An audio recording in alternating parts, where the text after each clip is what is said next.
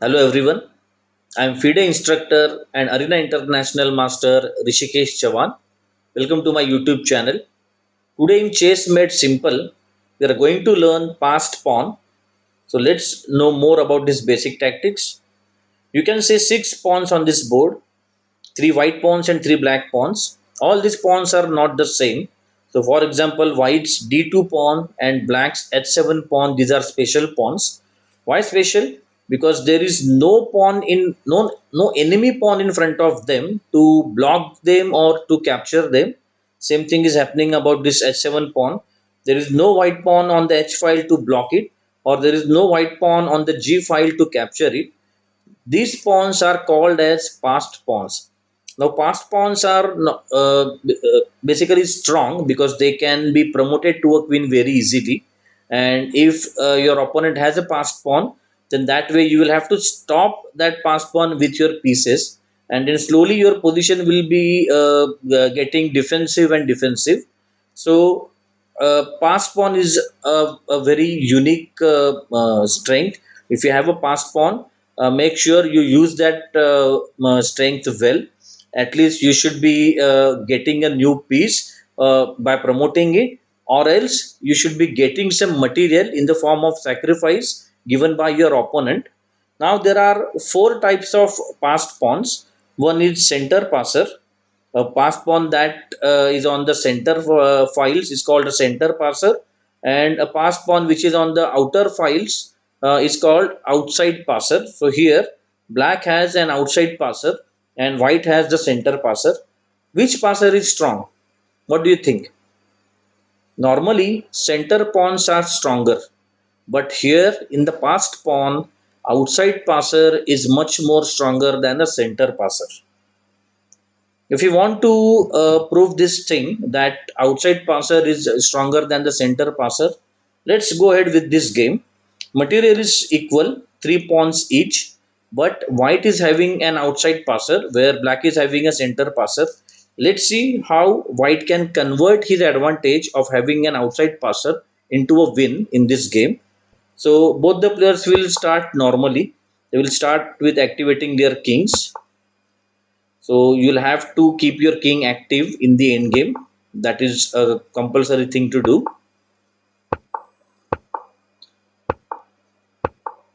And now once the king is in the center, pawns are bit advanced. Now white will start pushing his outside passer. Black is still keeping his cool. But once the outside passer starts running, he will have to go on that side, leaving all his pawns undefended. Now, the strength of a passed pawn lies in the fact that it is far away from the actual action on the board. So, if black wants to stop that pawn, then he will have to move his king all the way to this a file, and after capturing the pawn, he will have to come back all the way on the king side. Meanwhile, this black king is going to capture all these weak or loose black pawns, and he is going to promote his remaining pawns. Let's see how this can be done. So here white will keep pushing the pawn. Now, as you know the rule of a square, this is a square we can draw, and if black wants to stop the pawn from queening, then this king must be inside the square. So that way, this is a forced move, and then white will start capturing all these weak pawns. Black cannot move his king back. He has to capture that a pawn at any cost. So while he is doing that, and while he is taking his time to get the king on the other side of the board, white is going to capture both the pawns. And once this is done, white will keep pushing his extra pass pawns, and then very soon he will get a queen, and of course a checkmate will follow. So this is the way we can use an outside passer. You can say the advantage of having an outside passer. Let's move ahead. The first type of pass pawn is a center passer. Second is outside passer. Third type is protected passer. So here you can say white has this passed pawn on d5. It has no black pawn in front of him to block him, or no black pawn on the neighboring files to capture it. So that way this d5 pawn is a passed pawn. It is protected by other pawns. So that way, even if black is thinking about sacrificing something on the pawn, on this d5 square to eliminate the passed pawn, it won't happen, because then other pawns will take his place, and there will be one more passed pawn on the d5. So here, uh, capturing or sacrificing a material for protected passed pawn won't do anything. Now, in case of protected passed pawn, knight is the best piece to block it. So let's see how black can block this pawn. So here in this position, the best move for black is to play knight c8. And why knight c8? Then black is going to play knight d6. As you can see, knight is not only blocking the pawn, but at the same time it is attacking both the defenders of the pawn. So here, Black Knight will try to remove both the weaknesses of this protected passer on d5. And once this is done, once both the weaknesses are done, then this outside passer will be all alone. It will be an isolated pawn, and that way it will be easier for black to capture it. Let's move ahead. The fourth way, or the fourth type of pass pawn, is connected passers. So two passers on neighboring files are called connected passers. Connected passers cannot be stopped by a single king. As you can see, white king is far away from the action. Black king is close to this white pawns, but he cannot touch any of the pawns. For example, he cannot capture the pawn because it is an illegal move. And if he thinks about capturing the pawn, then that way king is moved outside the square, and then white will keep pushing the pawn, and black will never be able to catch that pawn in time. One more thing about connected passers is, if the connected passers are on the sixth rank, then even a full rook cannot stop them. So let's see what can be done over here. Here maybe black can think about capturing the pawn or stopping the pawns from behind. Then that way white will continue with c7, forced rook c2, otherwise this pawn will queen. d7, again rook into c7 won't work because of d8 equals to queen. Let's take back the position and let's try stopping the pawns from sideways. Again the same thing will happen. C7, pushing the pawn ahead. Of course, white is not losing this pawn. Black can't capture this pawn, or else the c7 pawn queens. So maybe he will play something like rook c6, push the other pawn, and again the same position. If he captures one pawn, the other pawn queens. So as you can see, two passers or two connected passers on the sixth rank cannot be stopped by a rook. Now, how we are going to use this knowledge in our actual game? Let's see. In this position, white is getting one extra pawn. What black has calculated, that after pawn into pawn, pawn into pawn, rook into pawn, the black is going to put his rook behind the passed pawn, and that way he is expecting this game to end in a draw. I know white is a pawn up, but in rook pawn endgame, one extra pawn is not much. So this is what black is thinking, but in his thinking process, he has overlooked one very critical variation, and that is rook into d6. White is sacrificing his rook for just a pawn, because after these initial captures, now we got two connected passers on the sixth rank, and as we have just seen, the one rook can never stop these two pawns, and here by sacrificing the rook, white is definitely going to promote one of the passed pawns. Let's move ahead. Now let's start solving some puzzles about how to promote the pawns. I know promoting a pawns, pass pawn sounds very easy, but most of the time it's not that easy. Check this position. We are black. We want to promote the pawn on the next move, but we cannot do that, because if we do that, then there will be check coming up, and in the double attack we will lose the queen. If we don't do anything right now, then this knight is going to sacrifice himself for a pawn, and again it will be a draw.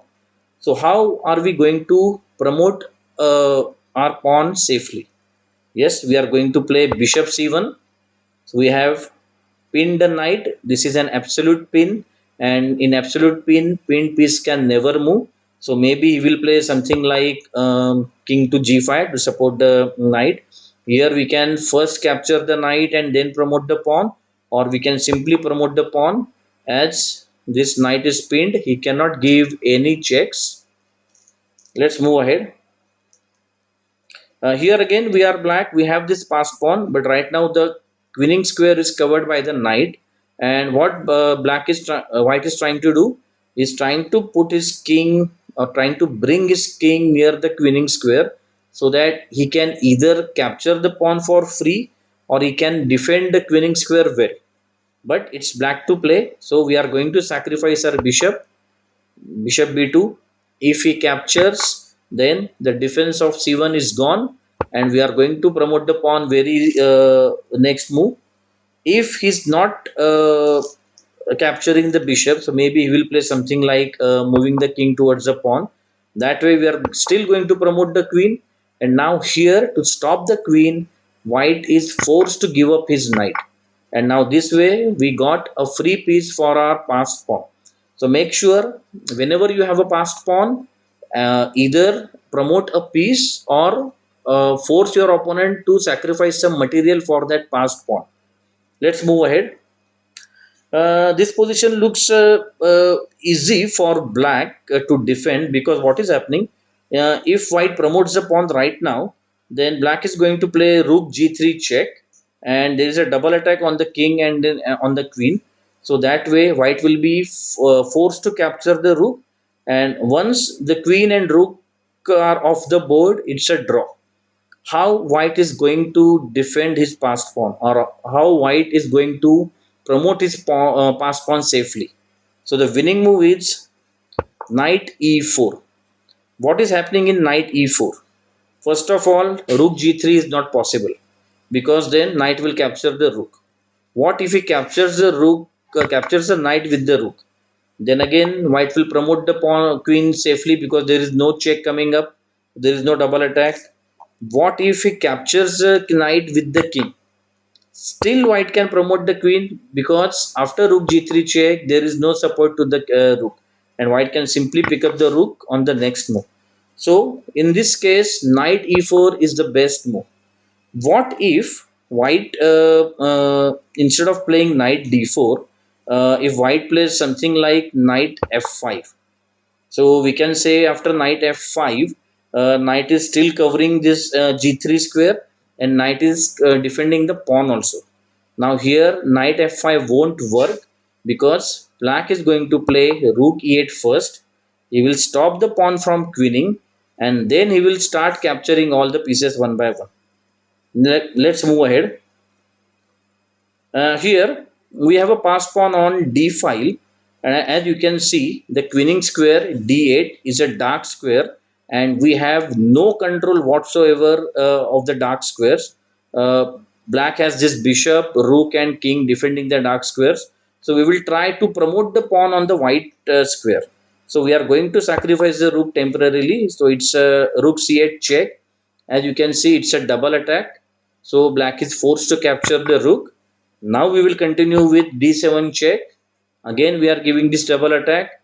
Any black move, and then we will be promoting the pawn on the white square, because we have our defenses, or we have our pieces lining up on the white square. Let's move ahead. Okay, let's see what is happening over here. Again we have a pawn on g file, and as you can see, this pawn will be promoted on g8, mostly on g8. And white has no control of the g8 square. White is controlling f8 but not g8. Then that way white should try and do something about it. On the other hand, black has these two strong passers on the queen side. So if he's wasting time with the moves like say king g4, g5 and all, then in just two moves, black is getting his own queen. So that way white has to do something very quickly.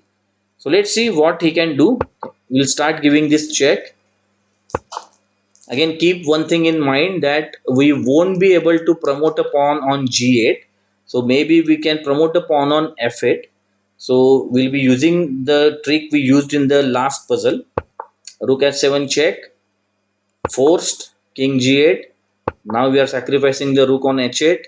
Again, it's a almost a mate, so he must capture the rook, and then there follows g7 check, any black move, and now we are going to promote the queen on the f8 square where it got support. We'll conclude this topic with this puzzle.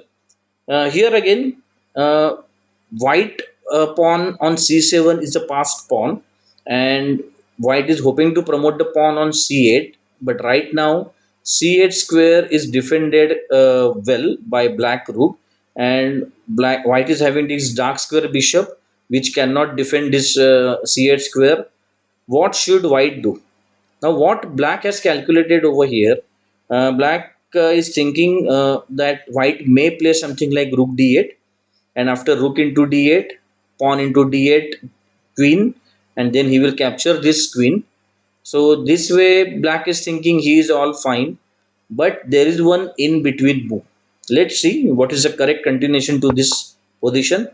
Rook fd8. Now black is losing this rook, so he is forced to capture. This is what he was thinking, but now there is this in between move, or you can say Zwischenzug, that is bishop f6 check.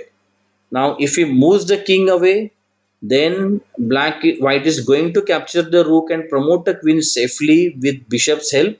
And if he's going to play bishop into sorry king into bishop, then that way the king is driven away from the rook. Rook is not supported anymore, and then that way we are going to play pawn into rook, and we are going to promote the queen safely. So these are the different concepts we learned about passed pawn. I hope you understood all the concepts, and I hope you enjoyed this video. So see you next time. Thank you very much.